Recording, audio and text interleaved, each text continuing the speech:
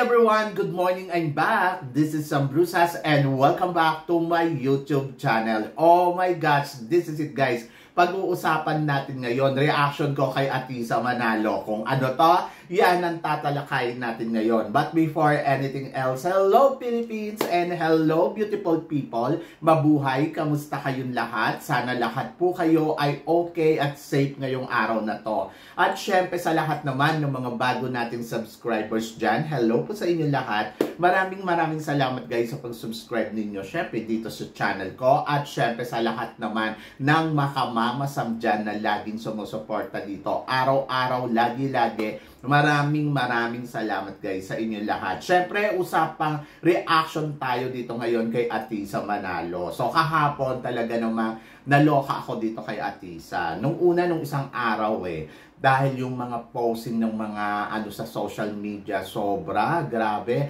napapunta na daw si Atisa sa Vietnam na ganitong oras, talaga namang nagkalat yan sa Instagram. At dahil dyan, dito ko naisip na talagang iba talaga ang hatak ni Atisa Manalo pagdating sa suporta ng sambayan ng Pilipino. Hindi lang yon, hinabangan talaga si Atisa Manalo sa pag-alis niya papuntang Vietnam. So, yung iba sinasabi nga na wala namang eksena si Atisa doon sa pagdating daw sa Vietnam.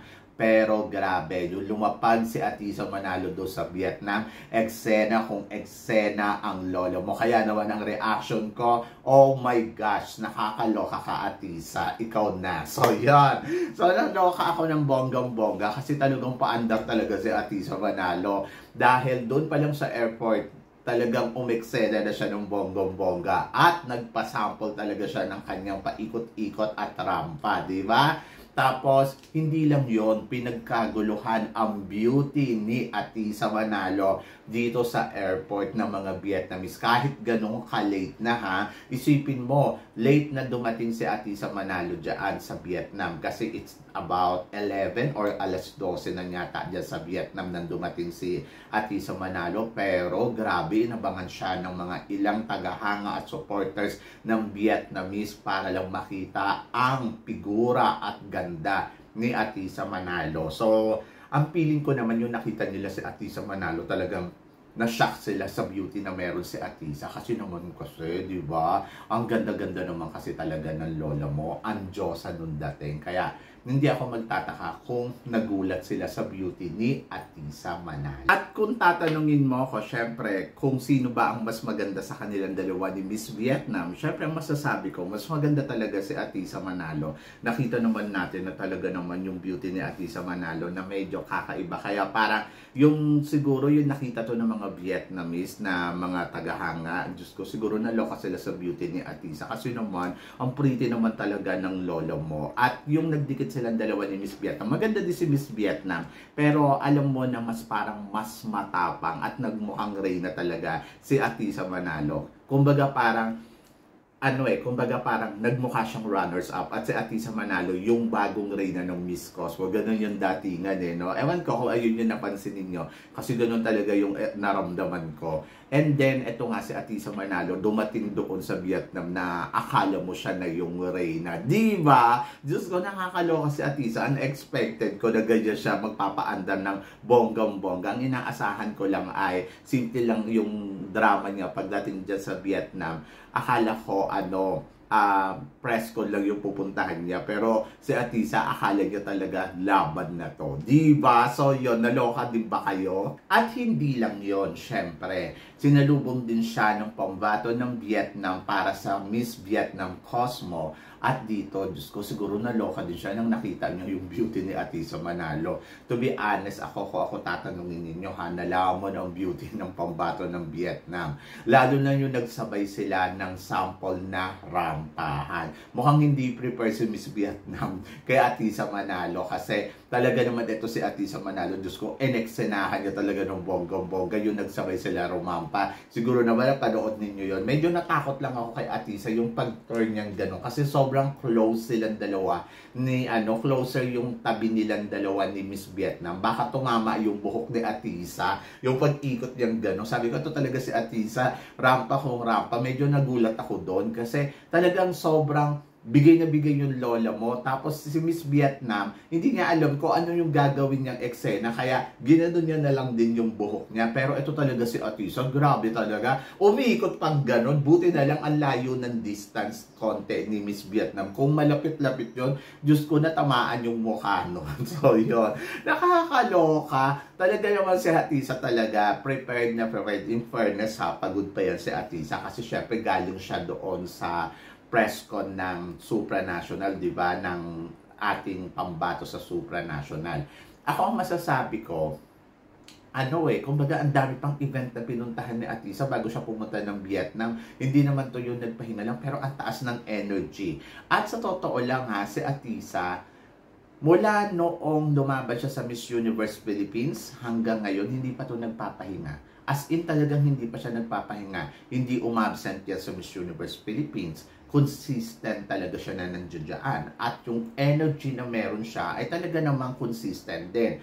At eto, pagpunta niya sa Vietnam, walang pagod na makikita ka sa mukha ni Atisa Manalo. Ayan ang tunay na reyna. Kasi hindi pa talaga siya nagre-rest. Tapos tuloy-tuloy yung eksena niya.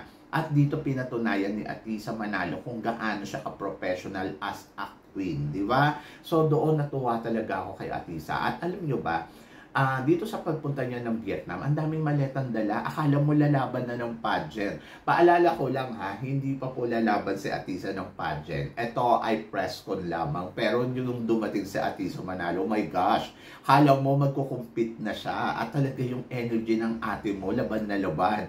At ang taas talaga ng ibinibigay niyang performance. Kumbaga parang, sabi ko nga, ano ba to? Competition na ba to? Kasi para na siyang nagkukumpit. Oo. So, ganun yung energy na binibigay ni Atisa. Maganda ba to o hindi? Para sa akin, sana hinay-hinay lang. Huwag na muna masyadong magpasabog. Kumbaga parang press con lang naman to. So tama lang na, alam mo yun, yung dumating ka doon na ano. Pero kasi strategy game yun ni Atisa Manalo para makuha niya yung simpatsya ng mga Vietnamese eh. So yun nga, kahapon nga, successful siya. Kasi natabunan talaga ni Atisa Manalo yung Miss Vietnam. Kumbaga parang talagang lamon na lamon ni Atisa Manalo sa eksena yung pambato ng Vietnam. Kaya sabi ko, reaction ko dito, Diyos ko, naloka ako kay Atisa.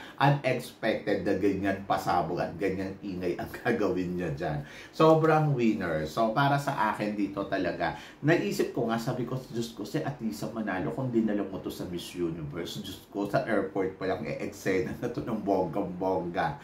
For sure, talagang paghahandaan niya talaga to ng todo-todo. Diba? Kung dito nga lang, press con pa lang grabe na yung paandar ni Atisa Diyos ko, what if pa kaya kung universe siya? Ay nako, nagkamali talaga kayo na hindi nyo pinili si Atisa Manalo. Di sana kaya makipagkabugan ni Atisa Manalo sa mga Latinas, di ba? So, talagang nakaka-proud kung iisipin mo si Atisa sa mga ginagawa niya para sa sarili niya at natuwa ako sa bawat eksena na ipinakita niya sa pagdating niya dito sa Vietnam. Syempre, mamaya abangan natin kung ano pa ang mga pasabog at mga gagawing eksena ng lola mo dito sa Miss Cosmo Press Con. So, yun. So, for sure, paandar yan mula sa outfitan, ayusan.